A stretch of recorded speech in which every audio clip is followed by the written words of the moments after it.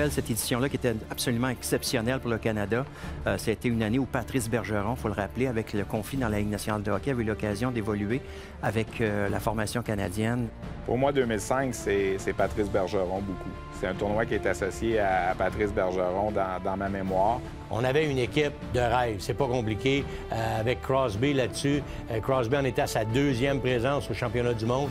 Et tu avais d'autres bons joueurs. Tu avais Jeff Carter, tu avais Nigel Dawes, Anthony Stewart. Je veux dire, en défensive, il y avait des gros joueurs aussi, là, les Faneuf, Seabrook, Weber était là. Je veux dire, c'était une superbe équipe en 2005.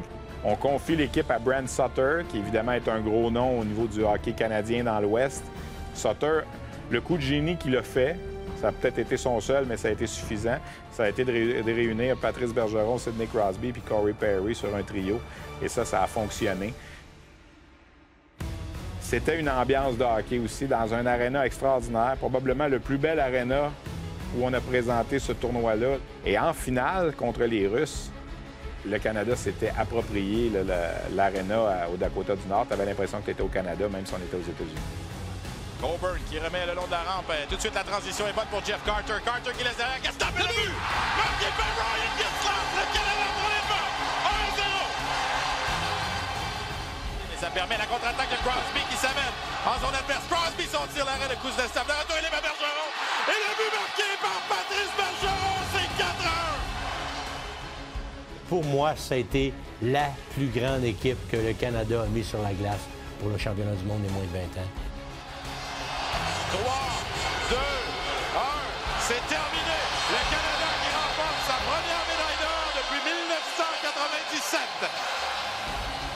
Ah oui, c'est ça, c'est incroyable. Un bon feeling à top one année pour ça. C'est très long, mais tous les joueurs jouaient très bien ce soir et la médaille d'or pour nous autres.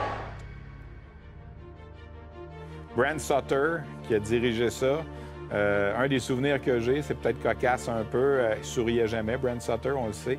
Puis pendant les célébrations sur la glace en 2005, j'y avais demandé « Brent, just for us, give us a nice smile at the end of the tournament. » Merci beaucoup.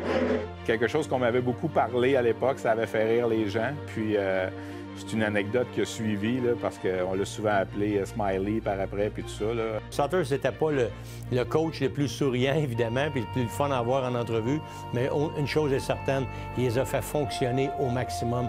Il a obtenu le meilleur de cette équipe-là. Je pense que ce match-là, il n'y a jamais eu aucun doute que le Canada le gagnerait. Là.